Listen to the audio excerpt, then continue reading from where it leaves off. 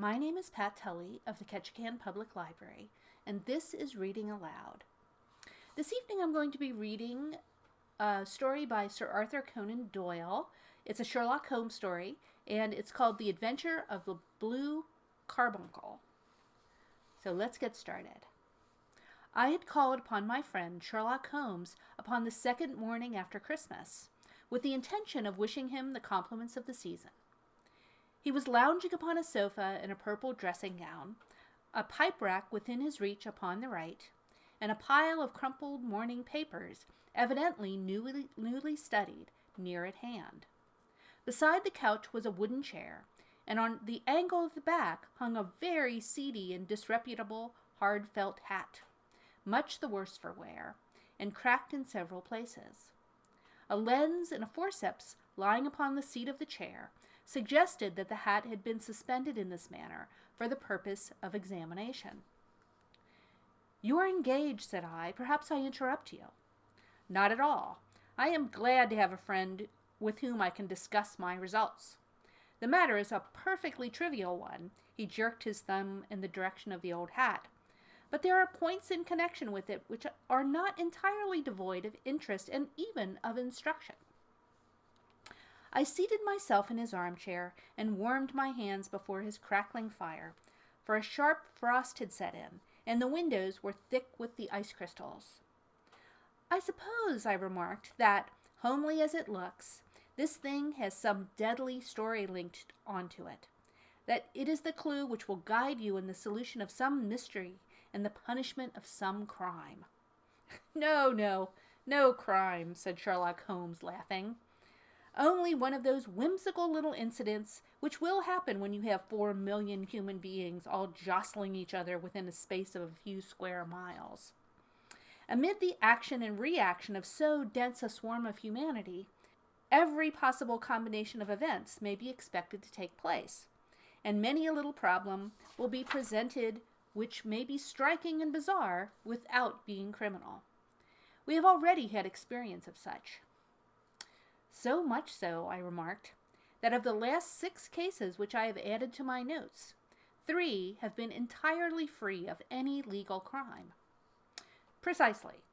You allude to my attempt to recover the Irene Adler papers, to the singular case of Miss Mary Sutherland, and to the adventure of the man with the twisted lip.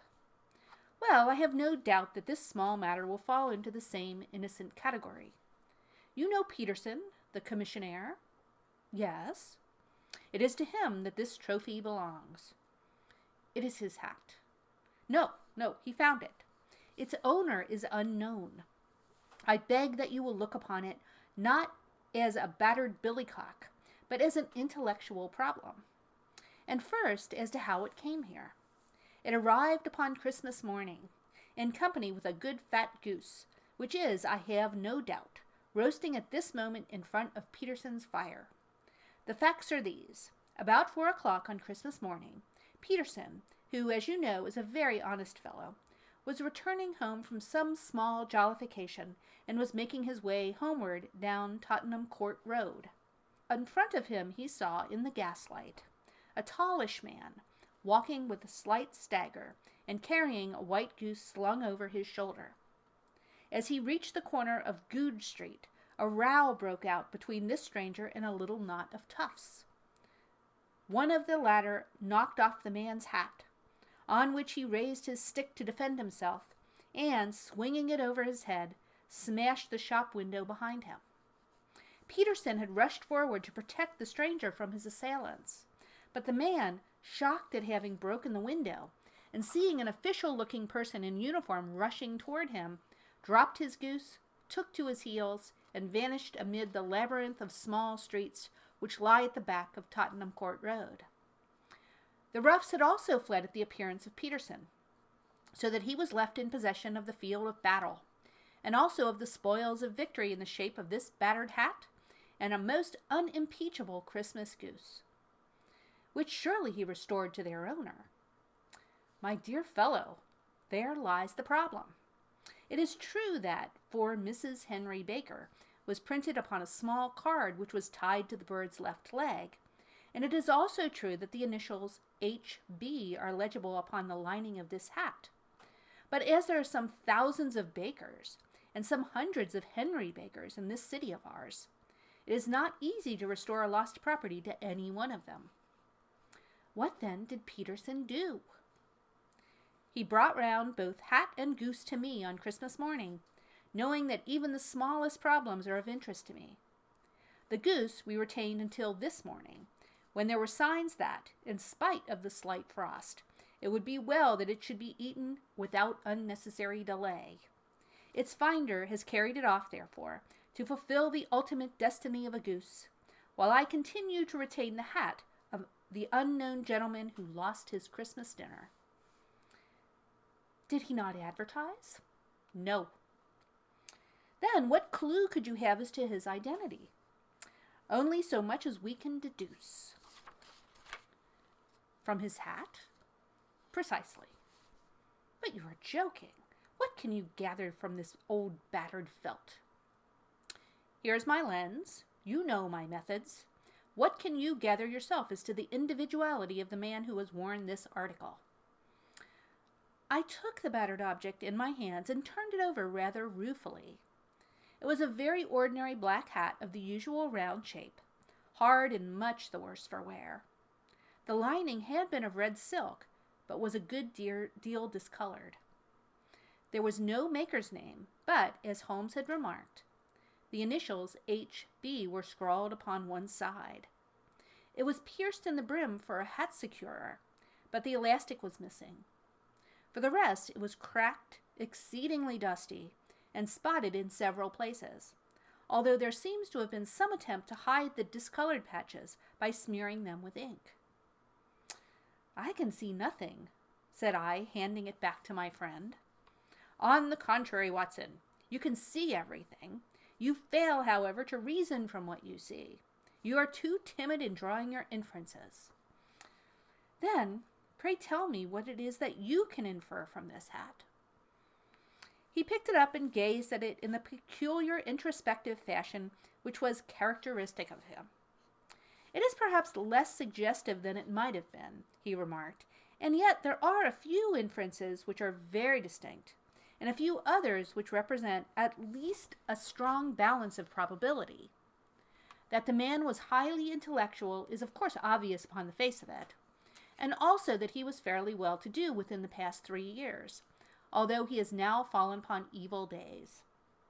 He had foresight, but has less now than formerly, pointing to a moral retrogression, which, when taken with the decline of his fortunes, seems to indicate some evil influence, probably drink, at work upon him. This may account also for the obvious fact that his wife has ceased to love him. My dear Holmes! He has, however, retained some degree of self-respect, he continued, disregarding my remonstrance. He is a man who leads a sedentary life, goes out little, is out of training entirely, is middle-aged, has grizzled hair which he has cut within the past few days, and which he anoints with lime cream. These are the more patent facts which are to be deduced from his hat. Also, by the way, that it is extremely improbable that he has had gas laid on in his house. You are certainly joking, Holmes. Not in the least. Is it possible that even now, when I give you these results, you are unable to see how they are attained? I have no doubt that I am very stupid, but I must confess that I am unable to follow you. For example, how did you deduce that this man was intellectual? For answer, Holmes clapped the hat upon his head. It came right over the forehead and settled upon the bridge of his nose. It is a question of cubic capacity, said he. A man with so large a brain must have something in it. The decline of his fortunes, then. This hat is 3 years old. These flat brims curled at the edge came in then. It is a hat of the very best quality. Look at the band of ribbed silk and the excellent lining. If this man could afford to buy so expensive a hat 3 years ago, and has had no hat since, then he has assuredly gone down in the world. Well, that is clear enough, certainly. But how about the foresight and the moral retrogression? Sherlock Holmes laughed. "Here's the foresight," said he, putting his finger upon the little disc and loop of the hat securer. "They are never sold upon hats. If this man ordered one, it is a sign of a certain amount of foresight, since he went out of his way to take this precaution against the wind. But since we see that he has broken the elastic and has not troubled to replace it, it is obvious he has had less foresight now than formerly, which is a distinct proof of a weakening nature. On the other hand, he has endeavored to conceal some of these stains upon the felt by daubing them with ink, which is a sign that he has not entirely lost his self-respect. Your reasoning is certainly plausible. The further points that he is middle-aged, that his hair is grizzled, that it has been recently cut, and that he uses lime cream, are all to be gathered from a close examination of the lower part of the lining. The lens discloses a large number of hair ends, clean cut by the scissors of the barber. They all appear to be adhesive, and there is a distinct odor of lime cream. This dust, you will observe, is not the gritty gray dust of the street, but the fluffy brown dust of the house, showing that it has been hung up indoors most of the time, while the marks of moisture upon the inside are proof positive that the wearer perspired very freely, and could therefore hardly be in the best of training. But his wife, you said that she had ceased to love him. This hat has not been brushed for weeks. When I see you, my dear Watson, with a week's accumulation of dust upon your hat, and when your wife allows you to go out in such a state, I shall fear that you also have been unfortunate enough to lose your wife's affection. But he might be a bachelor. Nay, he was bringing home the goose as a peace offering to his wife. Remember the card upon the bird's leg. You have an answer to everything. But how on earth do you deduce that the gas is not laid on in his house? One tallow stain, even two, might come by chance. But when I see no less than 5, I think that there can be little doubt that the individual must be brought into frequent contact with burning tallow. Walks upstairs at night, probably with his hat in one hand and a guttering candle in the other. Anyhow, he never got tallow stains from a gas jet. Are you satisfied? Well, it is very ingenious, said I, laughing, but since, as you said just now, there's been no crime committed, and no harm done save a loss of a goose, all this seems to be rather a waste of energy. Sherlock Holmes had opened his mouth to reply, when the door flew open, and Peterson, the commissionaire, rushed into the apartment with flushed cheeks and the face of a man who is dazed with astonishment. "The goose, Mr. Holmes! The goose, sir!" he gasped. "Eh? What of it? Has it returned to life and flapped off through the kitchen window?" Holmes twisted himself round upon the sofa to get a fairer view of the man's excited face. "See here, sir! See what my wife found in its crop!" He held out his hand and displayed upon the center of the palm a brilliantly scintillating blue stone, rather smaller than a bean in size, but of such purity and radiance that it twinkled like an electric point in the dark hollow of his hand. Sherlock Holmes sat up with a whistle. "By Jove, Peterson," said he, "this is treasure trove indeed. I suppose you know what you've got." "A diamond, sir? A precious stone? It cuts into glass as though it were putty." "It's more than a precious stone. It is the precious stone." "Not the Countess de Morcar's blue carbuncle," I ejaculated. "Precisely so. I ought to know its size and shape, seeing that I have read the advertisement about it in the Times every day lately. It is absolutely unique, and its value can only be conjectured. But the reward offered of £1,000 is certainly not within a 20th part of the market price." £1,000! Great Lord of mercy! The commissionaire plumped down into a chair and stared from one to the other of us. "That is the reward, and I have reason to know that there are sentimental considerations in the background which would induce the Countess to part with half her fortune if she could but recover the gem." "It was lost, if I remember right, at the Hotel Cosmopolitan," I remarked. "Precisely so, on December 22nd, just 5 days ago. John Horner, a plumber, was accused of having abstracted it from the lady's jewel case. The evidence against him was so strong that the case has been referred to the assizes. I have some account of the matter here, I believe. He rummaged amid his newspapers, glancing over the dates, until at last he smoothed one out, doubled it over, and read the following paragraph. Hotel Cosmopolitan jewel robbery. John Horner, 26, plumber, was brought up upon the charge of having upon the 22nd instant abstracted from the jewel case of the Countess de Morcar the valuable gem known as the blue carbuncle. James Ryder, upper attendant at the hotel, gave his evidence to the effect that he had shown Horner up to the dressing room of the Countess Morcar upon the day of the robbery, in order that he might solder the second bar of the grate, which was loose. He had remained with Horner some little time, but had finally been called away. On returning, he found that Horner had disappeared, that the bureau had been forced open, and that the small morocco casket in which, as it afterwards transpired, the Countess was accustomed to keep her jewel, was lying empty upon the dressing-table. Ryder instantly gave the alarm, and Horner was arrested the same evening, but the stone could not be found either upon his person or in his rooms.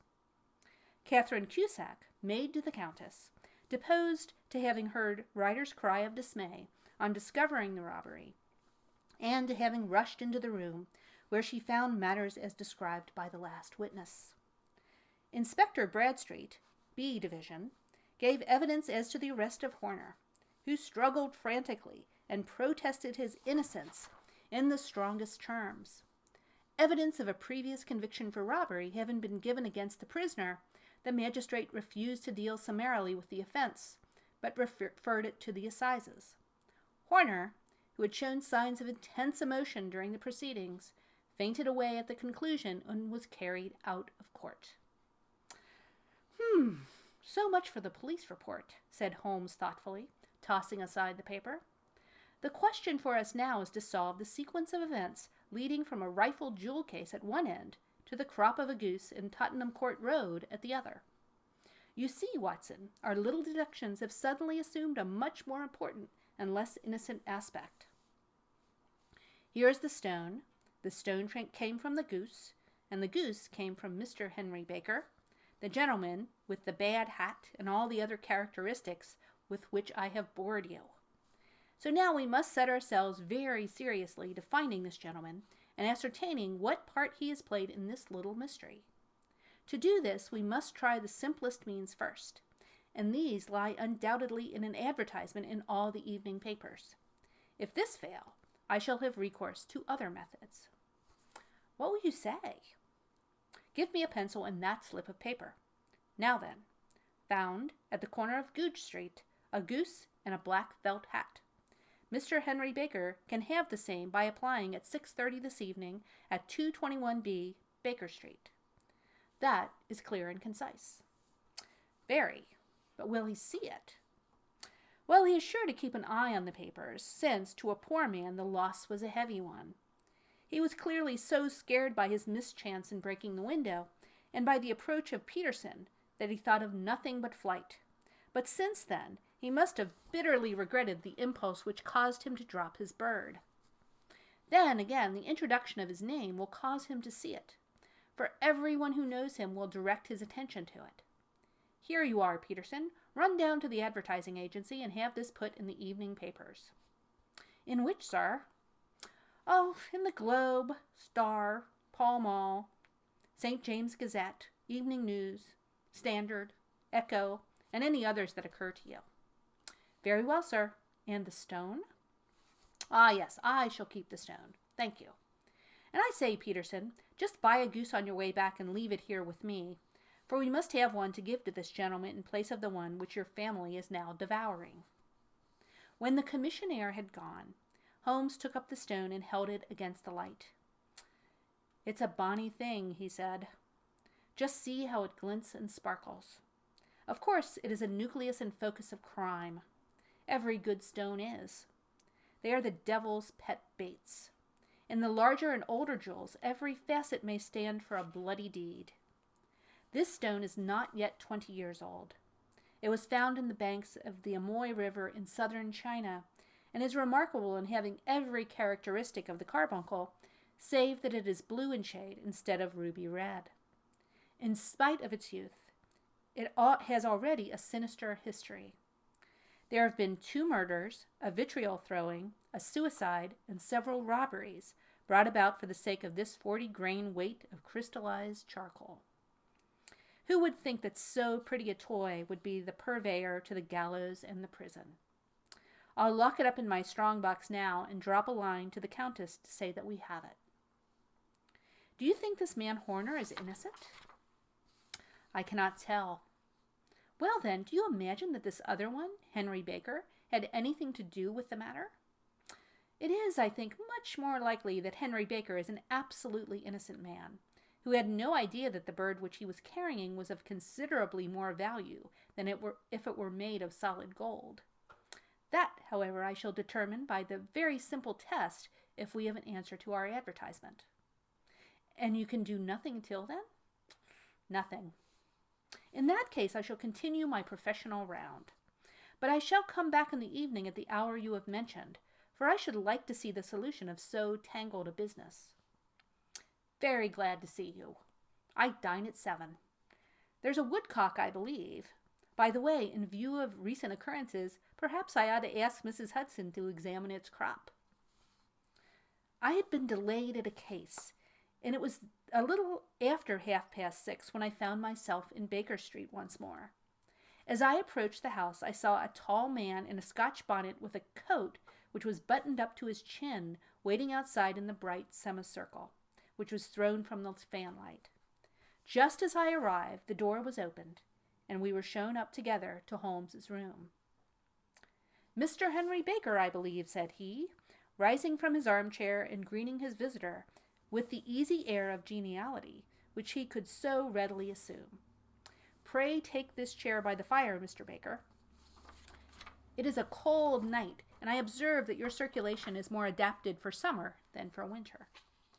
Ah, Watson, you have just come in at the right time. Is that your hat, Mr. Baker?" "Yes, sir, that is undoubtedly my hat." He was a large man with rounded shoulders, a massive head, and a broad, intelligent face, sloping down to a pointed beard of grizzled brown. A touch of red in nose and cheeks, with a slight tremor of his extended hand, recalled Holmes's surmise as to his habits. His rusty black frock coat was buttoned right up in front, with the collar turned up, and his lank wrists protruded from his sleeves without a sign of cuff or shirt. He spoke in a low, slow, staccato fashion, choosing his words with care, and gave the impression generally of a man of learning and letters who had had ill usage at the hands of fortune. "We have retained these things for some days," said Holmes, "because we expected to see an advertisement from you giving your address. I'm at a loss to know now why you did not advertise." Our visitor gave a rather shamefaced laugh. "Shillings have not been so plentiful with me as they once were," he remarked. "I had no doubt that the gang of roughs who assaulted me had carried off both my hat and the bird. I did not care to spend more money in a hopeless attempt at recovering them." "Very naturally. By the way, about the bird, we were compelled to eat it." "To eat it?" Our visitor half rose from his chair in his excitement. "Yes, it would have been of no use to anyone had we not done so. But I presume that this other goose upon the sideboard, which is about the same weight and perfectly fresh, will answer your purpose equally well?" "Oh, certainly, certainly," answered Mr. Baker with a sigh of relief. "Of course, we still have the feathers, legs, crop, and so on of your own bird. So if you wish—" The man burst into a hearty laugh. "They might be useful to me as a relics of my adventure," said he, "but beyond that I can hardly see what use the dejecta membra of my late acquaintance are going to be to me. No, sir, I think that, with your permission, I will confine my attentions to the excellent bird which I perceive upon the sideboard." Sherlock Holmes glanced sharply across at me with a slight shrug of his shoulders. "There's your hat, then, and there your bird," said he. "By the way, would it bore you to tell me where you got the other one from? I am somewhat of a fowl fancier, and I have seldom seen a better grown goose." "Certainly, sir," said Baker, who who had risen and tucked his newly gained property under his arm. There are a few of us who frequent the Alpha Inn near the museum. We are to be found in the museum itself during the day, you understand. This year our good host, Windigate by name, instituted a goose club, by which, on consideration of some few pence every week, we were each to receive a bird at Christmas. My pence were duly paid, and the rest is familiar to you. I am much indebted to you, sir, for a Scotch bonnet is fitted neither to my years nor my gravity. With a comical pomposity of manner, he bowed solemnly to both of us and strode off upon his way. So much for Mr. Henry Baker, said Holmes when he had closed the door behind him. It is quite certain he knows nothing whatever about the matter. Are you hungry, Watson? Not particularly. Then I suggest that we turn our dinner into a supper and follow up this clue while it is still hot. By all means. It was a bitter night, so we drew on our ulsters and wrapped cravats about our throats. Outside, the stars were shining coldly in a cloudless sky, and the breath of the passers-by blew out into smoke like so many pistol shots. Our footfalls rang out crisply and loudly as we swung through the Doctor's Quarter, Wimpole Street, Harley Street, and so through Wigmore Street into Oxford Street. In a quarter of an hour we were in Bloomsbury at the Alpha Inn, which is a small public house at the corner of one of the streets which runs down into Holborn. Holmes pushed open the door of the private bar and ordered 2 glasses of beer from the ruddy-faced, white-aproned landlord. Your beer should be excellent, if it is as good as your geese, said he. My geese? The man seemed surprised. Yes, I was speaking only half an hour ago to Mr. Henry Baker, who is a member of your goose club. Ah, yes, I see. But you see, sir, them's not our geese. Indeed. Whose then? Well, I got 24 of 'em from a salesman in Covent Garden. Indeed, I know some of them. Which was it? Breckenridge is his name. Ah, I don't know him. Well, here's your good health, landlord, and prosperity to your house. Good night. Now for Mr. Breckenridge, he continued, buttoning up his coat as we came out into the frosty air.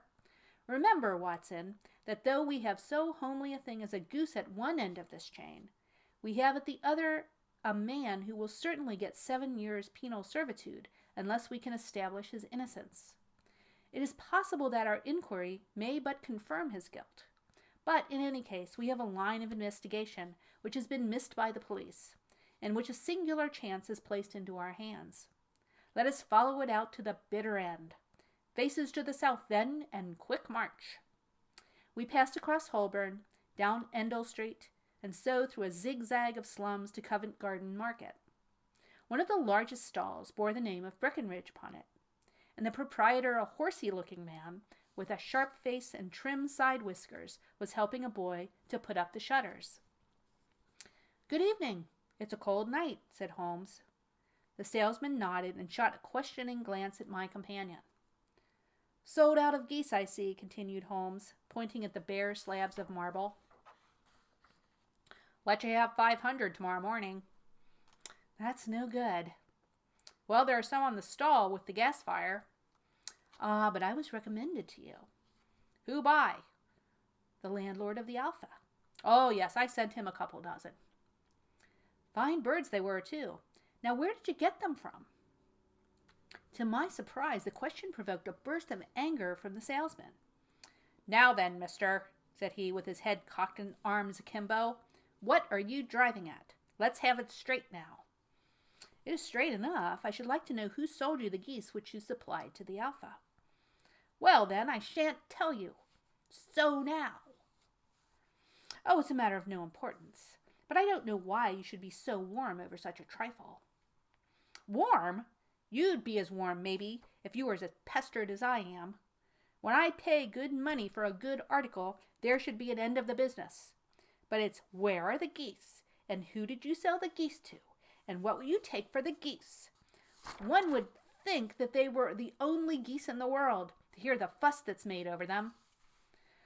Well, I have no connection with any other people who have been making inquiries, said Holmes carelessly. If you won't tell us, the bet is off, that is all. but I'm always ready to back my opinion on a matter of fowls, and I have a fiver on it that the bird I ate is a country bred." "Well, then, you've lost your fiver, for it's town bred," snapped the salesman. "It's nothing of the kind."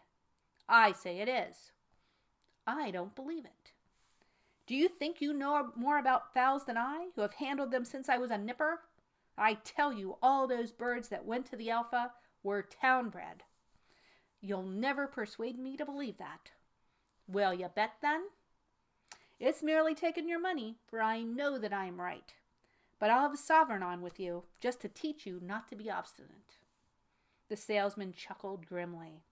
"Bring me the books, Bill," said he. The small boy brought round a thin volume and a great greasy-backed one, laying them out together beneath the hanging lamp.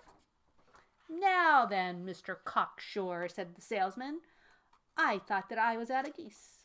But before I finish, you'll find that there's still one left in my shop. You see this little book? Well, that's the list of folks from whom I buy. D'ye see? Well, then, here on this page are the country folk, and the numbers after their names are where their accounts are in the big ledger. Now then, you see this other page in red ink? Well, that is the list of my town suppliers. Now look at the third name. Just read it out to me." "Mrs. Oakshott, 117 Brixton Road, 249, read Holmes. "Quite so. Now turn that up in the ledger." Holmes turned to the page indicated. "Here you are, Mrs. Oakshott, 117 Brixton Road, egg and poultry supplier. Now then, what's the last entry?" "December 22nd, 24 geese at 7 shillings 6 pence. "Quite so. There you are. And underneath?" "Sold to Mr. Windigate of the Alpha at 12 shillings. What have you to say now?"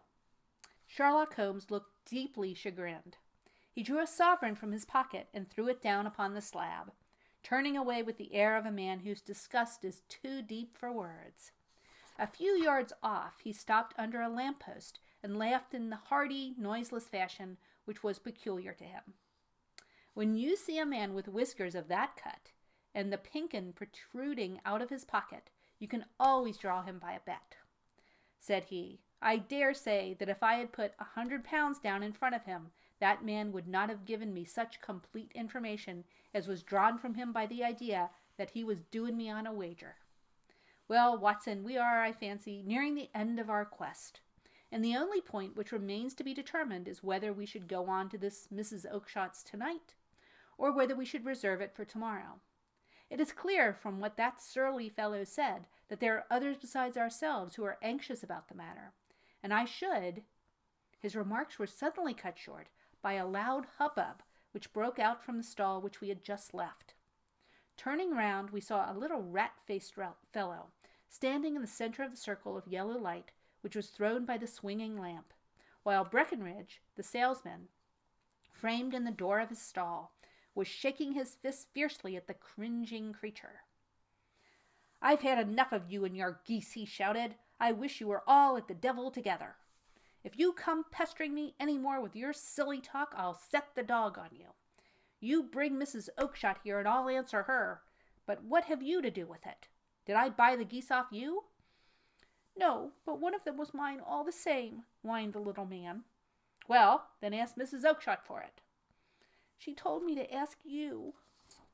"Well, then, you can ask the King of Prussia for all I care. I've had enough of it. Get out of this." He rushed fiercely forward, and the inquirer flitted away into the darkness. "Ha! This may save us a visit to Brixton Road," whispered Holmes. "Come with me, and we shall see what is to be made of this fellow." Striding through the scattered knots of people who lounged round the flaring stalls, my companion speedily overtook the little man and touched him upon the shoulder.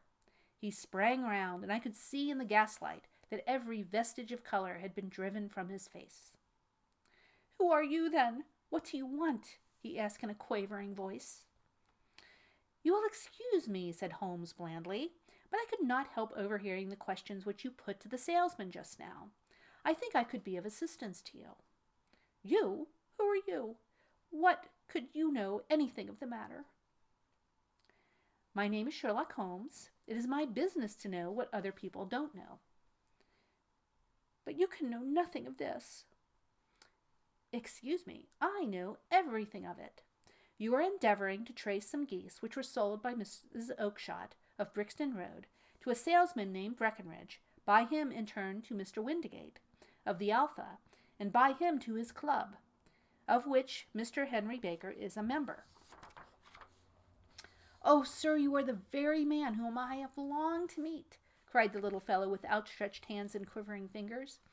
"I can hardly explain to you how interested I am in this matter." Sherlock Holmes hailed a four-wheeler which was passing. "In that case, we'd better discuss it in a cozy room rather than this wind-swept marketplace," said he. "But pray tell me, before we go farther, who is it that I have the pleasure of assisting?" The man hesitated for an instant. "My name is John Robinson," he answered with a sidelong glance. "No, no, the real name," said Holmes sweetly. "It is always awkward doing business with an alias." A flush sprang into the white cheeks of the stranger. "Well, then," said he, "my real name is James Ryder." "Precisely so. Head attendant at the Hotel Cosmopolitan. Pray step into the cab, and I shall soon be able to tell you everything which you would wish to know." The little man stood glancing from one to the other of us with half-frightened, half-hopeful eyes, as one who is not sure whether he is on the verge of a windfall or of a catastrophe. Then he stepped into the cab, and in half an hour we were back in the sitting room at Baker Street. Nothing had been said during our drive, but the high, thin breathings of our new companion and the claspings and unclaspings of his hands spoke of the nervous tension within him. "Here we are," said Holmes cheerily as we filed into the room. "The fire looks very seasonable in this weather. You look cold, Mr. Ryder. Pray take the basket chair. I will just put on my slippers before we settle this little matter of yours. Now then, you want to know what became of those geese?" "Yes, sir." "Or rather, I fancy, of that goose. It was one bird, I imagine, in which you were interested, white with a black bar across the tail." Ryder quivered with emotion. "Oh, sir," he cried, "can you tell me where it went to?" "It came here." "Here?" "Yes, and a most remarkable bird it proved. I don't wonder that you should take an interest in it. It laid an egg after it was dead.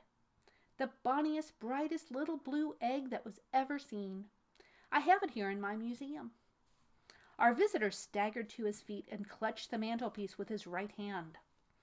Holmes unlocked the strong-box and held up the blue carbuncle, which shone out like a star, with a cold, brilliant, many-pointed radiance. Ryder stood glaring with a drawn face, uncertain whether to claim or to disown it. "The game's up, Ryder," said Holmes quietly. "Hold up, man, or you'll be into the fire. Give him an arm back into his chair, Watson. He's not got blood enough to go in for felony with impunity. Give him a dash of brandy. So, now he looks a little more human. What a shrimp it is, to be sure." For a moment he had staggered and nearly fallen, but the brandy brought a tinge of color into his cheeks, and he sat staring with the frightened eyes at his accuser. "I have almost every link in my hands and all the proofs which I possibly need, so there's little which you need tell me. Still, that little may as well be cleared up to make the case complete. You had heard, Ryder, of this blue stone of the Countess of Morcar's." "It was Catherine Cusack who told me of it," he said in a crackling voice. "I see. Her ladyship's waiting maid. Well, the temptation of sudden wealth so easily acquired was too much for you, as it has been for better men before you. But you were not very scrupulous in the means you used. It seems to me, Ryder, that there is the making of a very pretty villain in you. You knew that this man Horner, the plumber, had been concerned in some such matter before, and that suspicion would rest more readily upon him. What did you do, then? You made some small job in my lady's room, you and your confederate Cusack, and you managed that he should be the man sent for. Then, when he had left, you rifled the jewel case, raised the alarm, and had this unfortunate man arrested. You then... Ryder threw himself suddenly upon the rug and clutched at my companion's knees. "Oh, for God's sake, have mercy," he shrieked. "Think of my father, of my mother. It would break their hearts. I never went wrong before. I never will again. I swear it. I swear it on a Bible. Oh, don't bring it into court. For Christ's sakes, don't." "Get back in your chair," said Holmes sternly. "It is very well to cringe and crawl now, but you thought little enough of this poor Horner in the dock for a crime of which he knew nothing." "I will fly, Mr. Holmes. I will leave the country, sir. Then the charge against him will break down." We will talk about that. And now let us hear a true account of the next act. How came the stone into the goose, and how came the goose into the open market? Tell us the truth, for there lies your only hope of safety. Ryder passed his tongue over his parched lips. "I will tell it you just as it happened, sir," said he. "When Horner had been arrested, it seemed to me that it would be best for me to get away with the stone at once, for I did not know at what moment the police might not take it into their heads to search me and my room. There was no place about the hotel where it would be safe. I went out as if on some commission, and I made for my sister's house. She had married a man named Oakshott and lived in Brixton Road, where she fattened fowls for the market. All the way there, every man I met seemed to me to be a policeman or a detective, and for all that it was a cold night, the sweat was pouring down my face before I came to the Brixton Road. My sister asked me what was the matter, and why I was so pale, but I told her I had been upset by the jewel robbery at the hotel. Then I went into the backyard and smoked a pipe, and wondered what it would be best to do. I had a friend once named Maudsley, who went to the bad and has been serving his time in Pentonville. One day he had met me and fell into talk about the ways of thieves, and how they could get rid of what they stole. I knew that he would be true to me, for I knew one or two things about him, so I made up my mind to go right on to Kilburn, where he lived, and take him into my confidence. He would show me how to turn the stone into money. But how to get him in safety? I thought of the agonies I had gone through in coming to the hotel. I might at any moment be seized and searched, and there would be the stone in my waistcoat pocket. I was leaning against the wall at the time and looking at the geese which were waddling about round my feet, and suddenly an idea came into my head which showed me how I could beat the best detective that ever lived. My sister had told me some weeks before that I might have the pick of her geese for a Christmas present, and I knew that she always was as good as her word. I would take my goose now, and in it I would carry my stone to Kilburn. There was a little shed in the yard, and behind this I drove one of the birds, a fine big one, white with a barred tail. I caught it, and prying its bill open, I thrust the stone down its throat as far as my finger could reach. The bird gave a gulp, and I felt the stone pass along its gullet and down into its crop. But the creature flapped and struggled, and out came my sister to know what was the matter. As I turned to speak to her, the brute broke loose and fluttered off among the others. "Whatever were you doing with that bird, Jem?" says she. "Well," said I, "you said you'd give me one for Christmas, and I was feeling which was the fattest." "Oh," says she, "we set yours aside for you. Jem's bird, we call it. It's the white one over yonder. There's 26 of them, which makes one for you, and one for us, and 2 dozen for the market." "Thank you, Maggie," says I, "but if it is all the same to you, I'd rather have that one I was handling just now." "The other one is a good 3 pound heavier," said she, "and we fattened it expressly for you." "Never mind, I'll have the other, and I'll take it now." "Oh, just as you like," she said, a little huffed. "Which is it that you want, then?" "That white one with the barred tail, right in the middle of the flock." "Oh, very well. Kill it and take it with you." Well, I did what she said, Mr. Holmes, and I carried the bird all the way to Kilburn. I told my pal what I had done, for he was a man that it was easy to tell a thing like that to. He laughed until he choked, and we got a knife and opened the goose. My heart turned to water, for there was no sign of the stone, and I knew that some terrible mistake had occurred.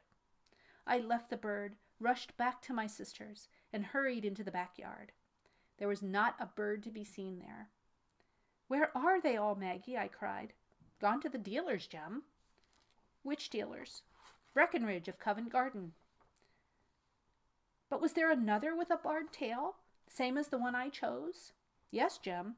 There were 2 barred-tailed ones, and I could never tell them apart." Well, then, of course I saw it all, and ran off as hard as my feet would carry me to this man Breckenridge. But he had sold the lot at once, and not one word would he tell me as to where they'd gone. "You heard him yourselves tonight." "Well, he has always answered me like that." "My sister thinks I am going mad." "Sometimes I think that myself." "And now I am myself a branded thief, without having ever touched the wealth for which I sold my character. God help me, God help me." He burst into convulsive sobbing, his face buried in his hands. There was a long silence, broken only by this heavy breathing and by the measured tapping of Sherlock Holmes' fingertips upon the edge of the table. Then my friend rose and threw open the door. "Get out," said he. "What, sir? Oh, heaven bless you." "No more words. Get out." And no more words were needed. There was a rush, a clatter upon the stairs, the bang of a door, and the crisp rattle of running footfalls from the street. "After all, Watson," said Holmes, reaching up his hand for his clay pipe, "I am not retained by the police to supply their deficiencies. If Horner were in danger, it would be another thing. But this fellow would not appear against him, and the case must collapse. I suppose that I am committing a felony, but it is just possible that I am saving a soul. This fellow will not go wrong again. He is too terribly frightened. Send him to jail now, and you make him a jailbird for life. Besides, it is the season for forgiveness. Chance has put in our way a most singular and whimsical problem, and its solution is its own reward. If you will have the goodness to touch the bell, Doctor, we will begin another investigation, in which also a bird will be the chief feature." The end. Have a very good week. Happy holidays, and we will see you again next week.